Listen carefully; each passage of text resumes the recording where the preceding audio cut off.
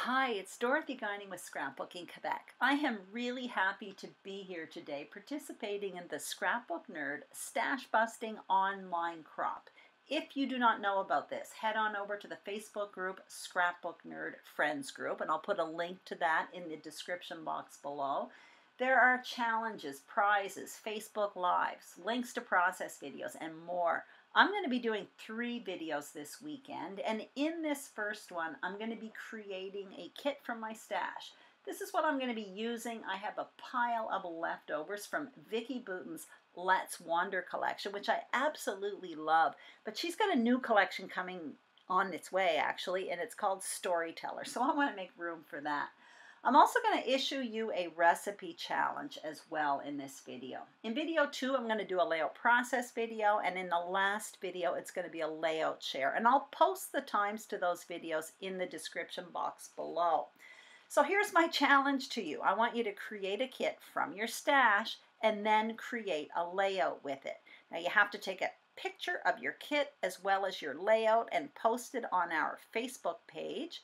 And here's the recipe for your kit. You should pick out 2 to 3 printed papers. Add 1 to 2 colors of cardstock. Add some alphabet stickers. Now you need embellishments. That can include stickers, chipboard, ephemera. One of them or all 3. And then you need something small like enamel dots or sequins. But most importantly, what I want you to do is base this kit on material that's in your stash that you're kind of tired of seeing. And the idea is to take this material, pimp it up a bit, and make you excited about using it. So here's how I do this, or one of the ways I do this. I take the paper right now and I've got it all laid out. I put the scraps on the side, I will use them, and I laid out all the paper so I could see what I have. Now I'm flipping the paper and putting the side that inspires me most side up.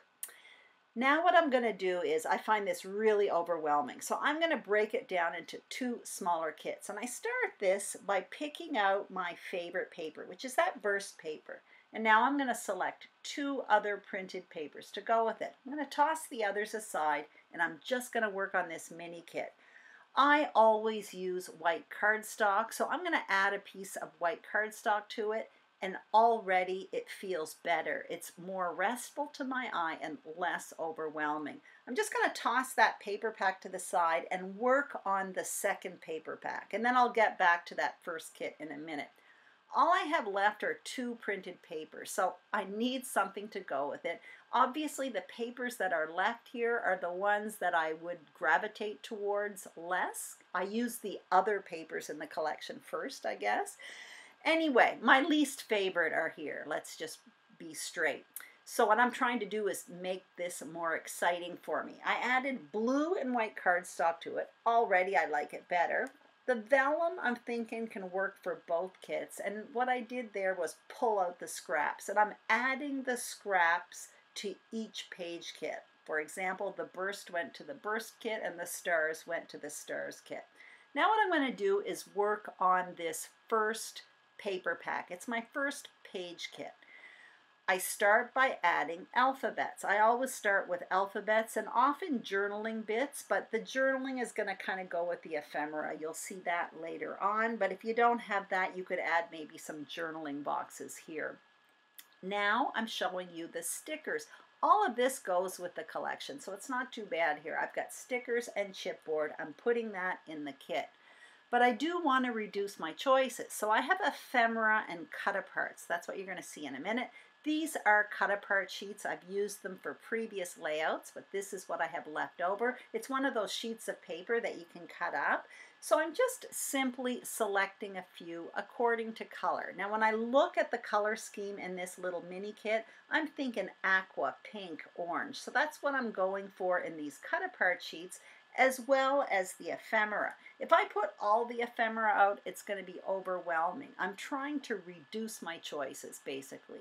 So I went through the ephemera and I picked out all the pieces that had aqua, orange, and pink. So suddenly I don't have this big pile of scraps on my desk. I have a nice select paper pack, and I have narrowed down my choices of embellishments. For the something small for the recipe, I'm adding sequins from my stash. So I'm going to toss all of this aside and I'm going to work on the second little page pack. Each one of these I figure can work for about a double page spread, maybe a bit more, but I'm counting on 2 pages. So here I have my paper. I'm much happier with that. It's much more restful to my eye, and I'm doing the very same thing. I'm adding these alphabets. Now these go with the collection. If I didn't have the alphas that went with the collection, I'd probably go in my stash and find something navy blue. Again, I added the stickers and the chipboard. And now what I'm doing is narrowing down the choice, because in this case I can with these cut aparts as well as the ephemera. So I'm going through these cut aparts and I'm picking out anything. In this case the colors are more strong. That's what I'm looking for. And then I will do the same with the ephemera pieces. By narrowing down my choices, it makes these kits much more attractive to me. I was just overwhelmed before. So the cardstock really helped, as well as narrowing down my choices where I could, like with these ephemera and cut apart sheets. I'm also going to add in that piece of vellum as well. I think I'll probably be using that with both of the kits because it seems to go with both of them. And like the other kit, I'm adding something small, but in this case it's simply some enamel dots from my stash because they have stronger colors. So there is my entire kit. What I basically did was took a pile of leftovers and I organized it in a way that made me more excited about using it. I divided it down into 2 smaller kits. That's what you see on the screen. I added some plain cardstock, which really helped for me anyway. It made it more easy to look at and more approachable, less overwhelming. I also narrowed down the choices where I could. In this case, I narrowed down the ephemera pieces as well as the cut apart sheets. And now I have a nice kit, a nice organized kit, 2 mini kits to work with. So my challenge to you is to create your own mini kit. You don't have to do it as big as me. Follow the recipe, which should give you about the amount of material for one of those 2 kits, and create something with it. I will be posting another video with a layout process video, and I will put the time for that video in the description box below. Thank you so much for watching and have fun this weekend. Bye-bye.